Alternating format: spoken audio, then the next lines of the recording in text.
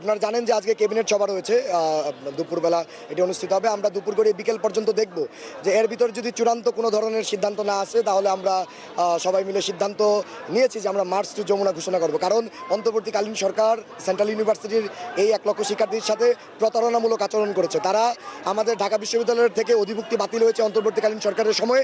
আমাদের এই আশ্বাস দেওয়া হয়েছে, এখানে আমাদের ভর্তি পরীক্ষা হয়েছে এই অন্তর্বর্তীকালীন সরকার সময়ে। কাজেই তারা গতকালকে শিক্ষা উপদেষ্টা বলেছেন যে 1 মাস সময় লাগবে এটি করতে। কিন্তু আপনারা জানেন যে আগামী 12 ফেব্রুয়ারি জাতীয় নির্বাচন হবে, সেই অনুযায়ী আর 28 দিন অন্তর্বর্তীকালীন সরকারের সময় রয়েছে।